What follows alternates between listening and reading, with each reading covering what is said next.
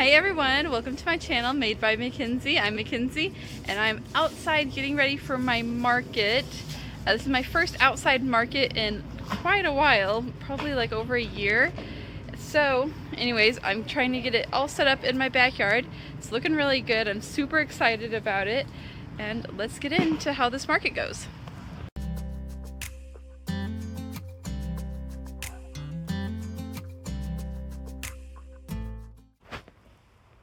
Okay, so I think this is how I want it set up.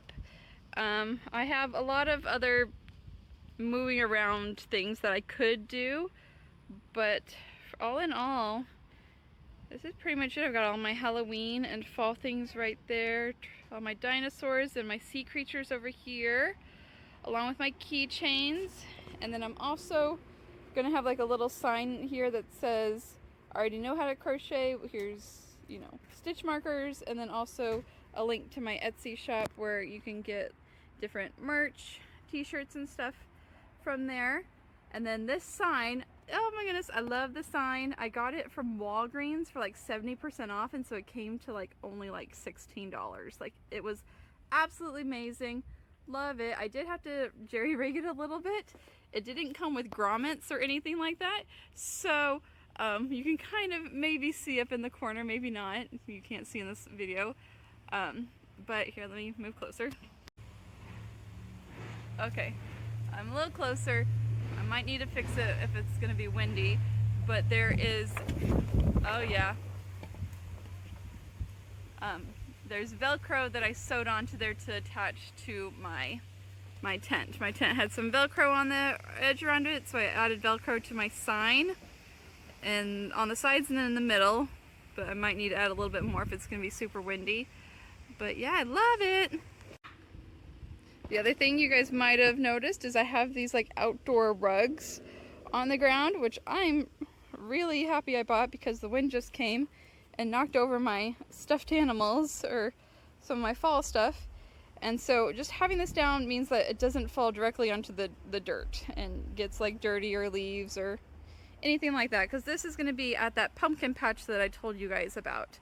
So I know that we'll probably be on the ground, we're going to be on the ground somewhere, and so we'll just have to, you know, I like having this here, so if it falls, that's fine. I'm also going to bring a broom so I can continue to like sweep any leaves or dirt that gets accumulated on it. I think this is going to be the best for what I want. But yeah, so I will see you guys tomorrow after everything's set up tomorrow at the pumpkin patch. Good morning everyone, we are at my market. I had to park far away, but I'm heading back to my booth to set up. But we're at the 5G Farms pumpkin patch in McKinney. So I'm super excited to be here. I've never done this before and it should be really good. I was talking to the owner and he said that all the other like vendor spots are full, and it seems like this could be a pretty popular event. So cross my fingers that it'll be successful. But yes, let's do this. Isn't it absolutely beautiful today? Sunrise.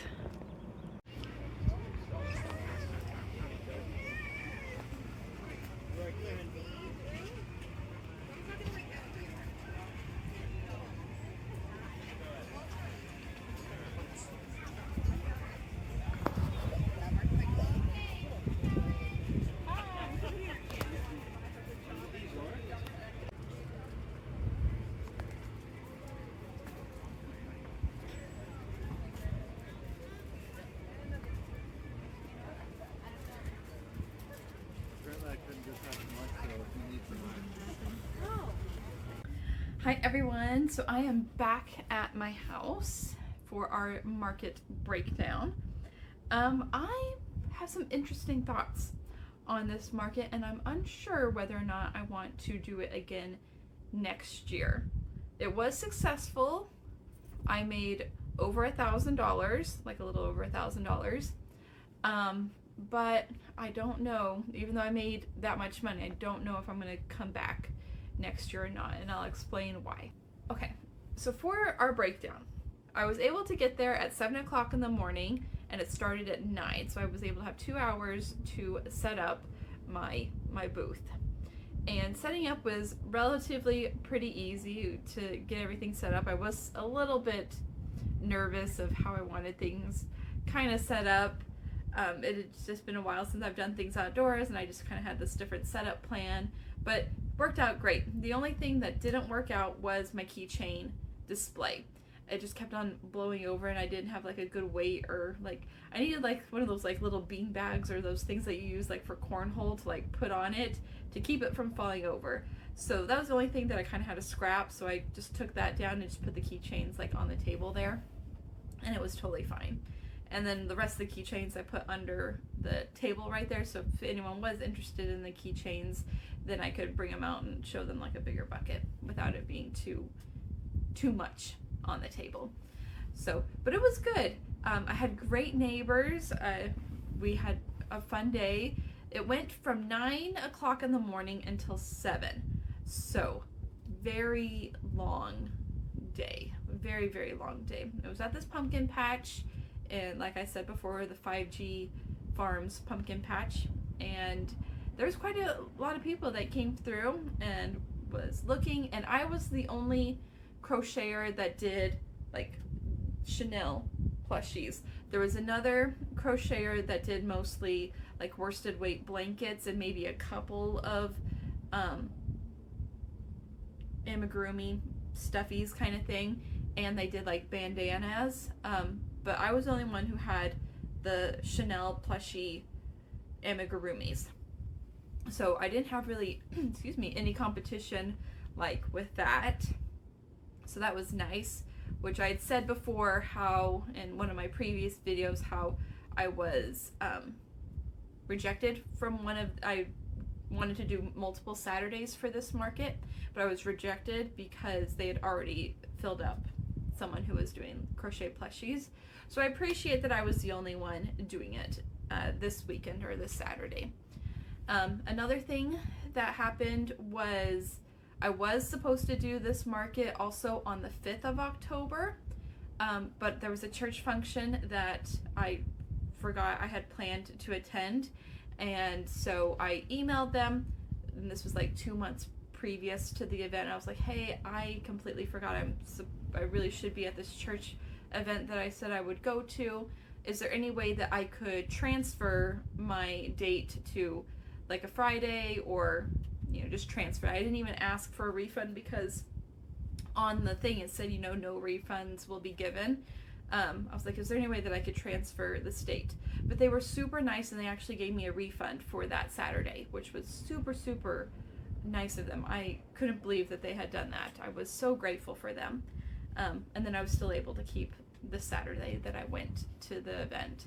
So super, super nice people. They were great. They came around checking in on us from time to time throughout the event. Like great people. And I was able to make over $1,000 there. And I'll go through all of our transactions.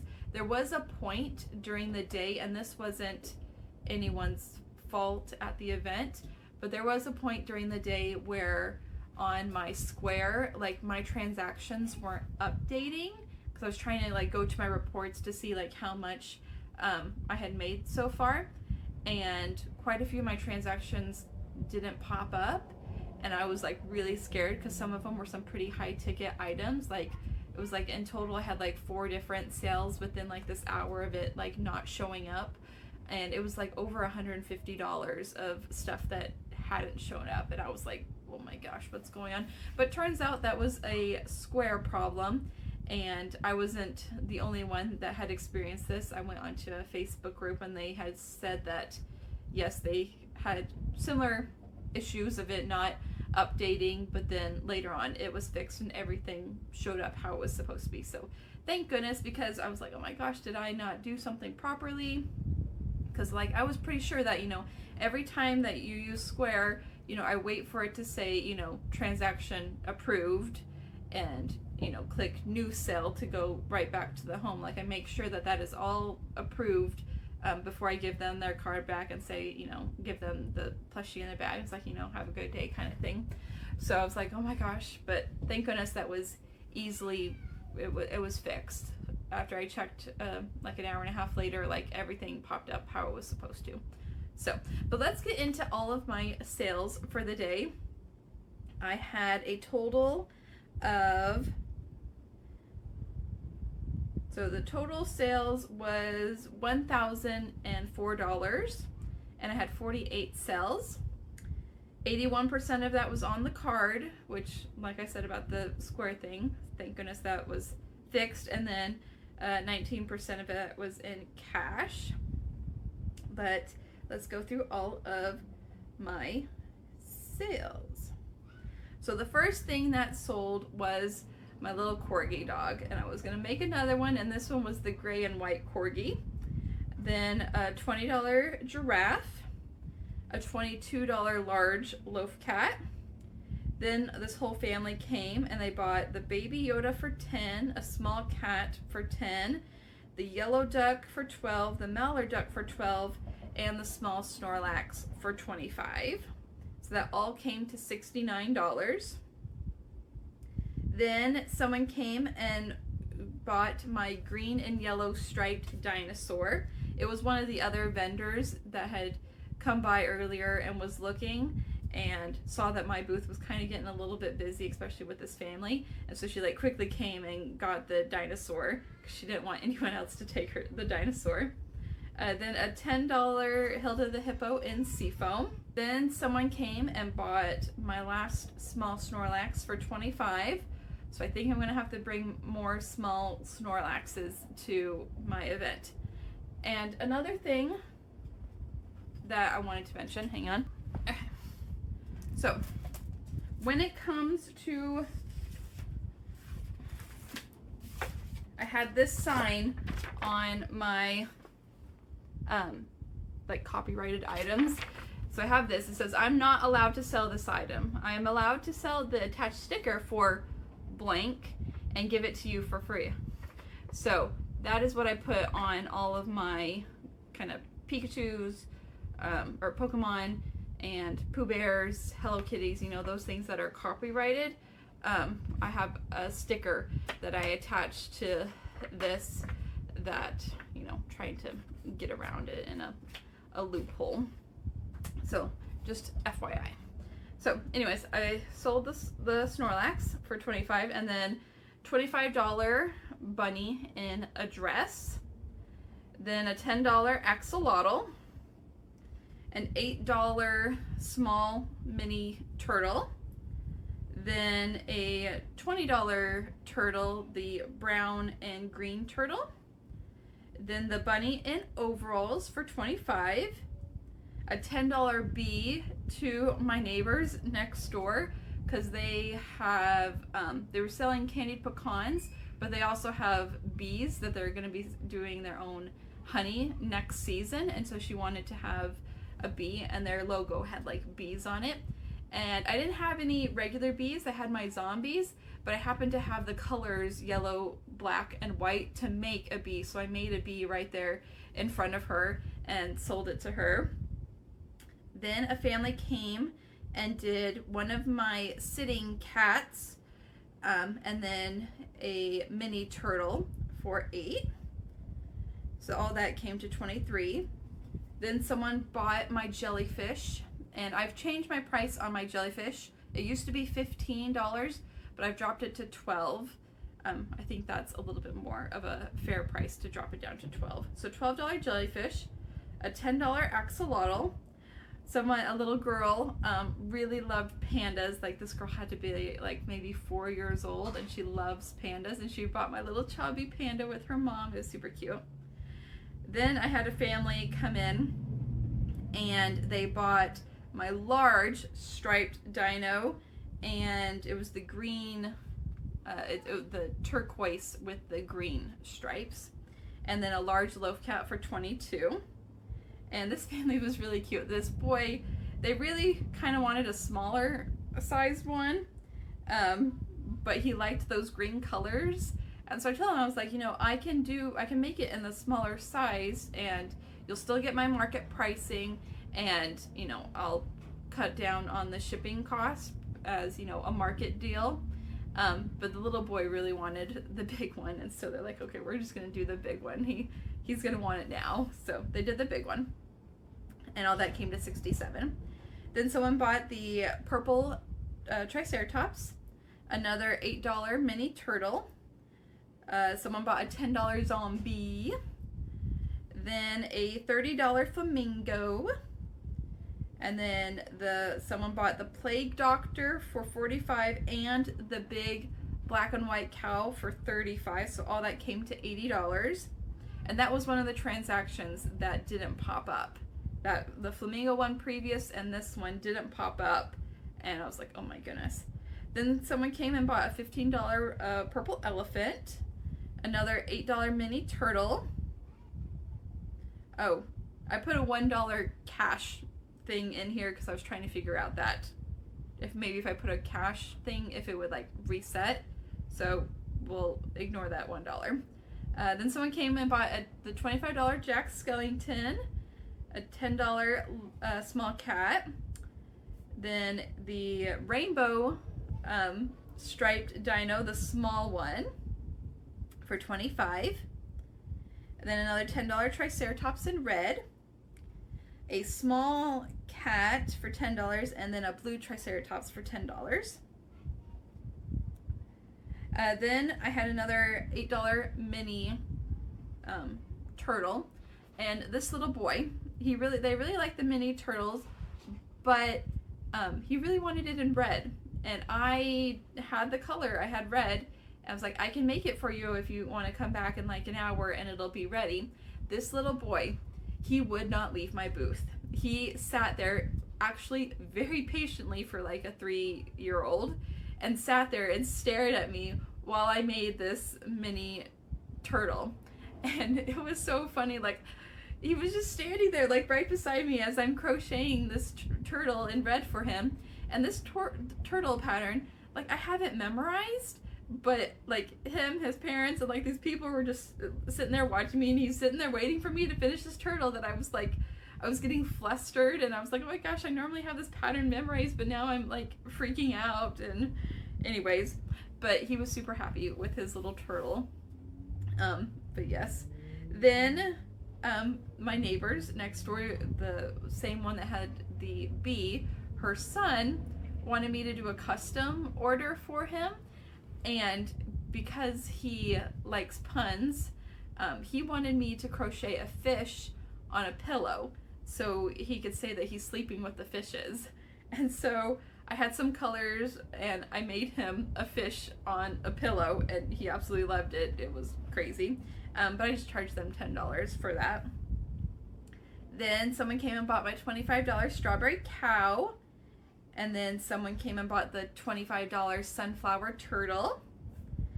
And then on this transaction, there was a jellyfish for $12. And then something else for $12, a custom amount for $12. Okay, I'll try and figure it out, and if I can, I'll put it on the screen. But I have it as a custom amount for $12. Then someone came and bought my little Ariel-inspired mermaid. And then someone came and was looking around, and they're like, hey, do you happen to have a lion? I was like, yes, I do. I have this lion, and this lion hasn't sold in quite a while. And I was super excited. And I was looking in my buckets, and I realized I had left the lion at home. I was so upset with myself, and so I told them, I was like, hey, I have this lion. It's $20. It's at home. It should have been here. I left it on my shelf. But if you want him, I will still give you $20 for it, and I won't even charge you shipping for him. And so they did. They bought this lion, so I'm going to be shipping that out today. Then I had another sale for Hilda the Hippo for $10. That one was in Seafoam again. Then my gray elephant for $15. Then this woman came and bought 2 backpack buddies for me, and so that came to $14. And then whenever I pulled out that bucket of the backpack buddies and keychains, my neighbor next to me saw that I had some bees in there that weren't finished. And so she wanted those bees. She wanted like a bee family. So the one that I sold her for $10 was kind of like this big, about the same as this, like my loaf cats. And then I had one that was slightly smaller, and then I had like a mini one. And so she wanted those two as well, so she could have her own little bee family. But she didn't want the keychains on them. And so I gave those to her for $10, since she and her family have bought like quite a bit from me already. Then I sold a Triceratops in pink for $10, the Pikachu for $25, a $15 koala bear. Then someone bought my little Pegasus for $25, and then a $10 Triceratops in the dark green, a $10 cat, and then my last transaction was a Bow Ghost, the ghost that had the little bow tie on it, a zombie, and then one of my black and white cows. That was everything that I had sold. The other thing that I did is the next door, my other neighbor, she did these little earrings, and so we did a trade where she gave me a set of her earrings, and then I had she wanted a black cat. I didn't have any more black, but I had some black there with me, and so I was trying to make it work, but I ran out of yarn. I was really upset, and I'd run out of yarn. So I came home and finished this black cat, and so I'm going to send it to her in exchange for these polymer clay earrings that she made. So as you can see, there's sunflowers, and you know how I love sunflowers. So anyways, but that was everything that had sold. So 9 to 7, which is what, 10 hours? 10 hours, and I made $1,000. So kind of my closing thoughts on that. I don't know if it was worth it. I don't know if it was worth it, especially whenever I compare it to the event that I had in May at like the high school, where I made over $1,000, but I did that from 9 to 4. So I made like the same amount of money in a shorter amount of time. So, I mean, if I do the math, hang on. So if I do the math for the one that I just did for October the 12th, so whenever you price your items, you do it materials, your time, and then you do a profit increase, you know, like a percentage. And most of my items are about a 30%, like on average it's a 30% profit increase. And that increase is supposed to cover things like your booth fee and your time, like at markets and things like that. So for October the 12th, I made $1,003. So if I times that for on average a 30%, you know, profit markup, then that comes to about $300. Minus my booth fee, which was $45, and my food, that gets me to $235. So if I divide that by, let's say, 13 hours, because, you know, 2 hours to set up and then an hour to tear down plus my 10 hours being there, that gives me, you know, about $18 an hour being there. Or if I even want to go further and even include like my driving time to drive there and back, which was an additional hour both ways. So if I divide that by 15 hours, then that's about $15 an hour. Compare that to back in May, where I made $1,049, and again times 30%, that gives me $314. Minus that booth fee, which was a little bit more, it was $68, and then minus $10 for my food because I didn't eat as much there. I brought mostly snacks, so that gives me $236. Minus, or divide that by 8 hours, like just at the market itself, which was $29.50, or divide by 10 hours to include like my driving there and back, which was $23.60 an hour. So you know, those are some things that you kind of have to keep in mind when you're doing like events, is like how much money you made with, you know, all the time and materials that you put in, but also your time being there as well. So even though I made $1,000, and that's fantastic, I was there for 15 hours. I mean, I'd woken up like at 5:30 and I didn't get home until like 9 o'clock at night. And I just feel like I feel like I kind of wasted my day, because like I left well before my children were even up. You know, I was away from home all day, and then I came home after my kids had gone to bed, and I don't know, I feel like I missed out. So like on these other events, like this May event, it was 9 to 3, so it's, you know, technically a 6-hour event, but like I was able to come home and be home by, you know, like 5 o'clock and still be able to spend time with my family, you know, have dinner together. We could even go to the park or watch a movie together, play games. I just feel like, you know, that is more meaningful. That's more meaningful. And plus, like on that day, I was actually able to make more for my time there.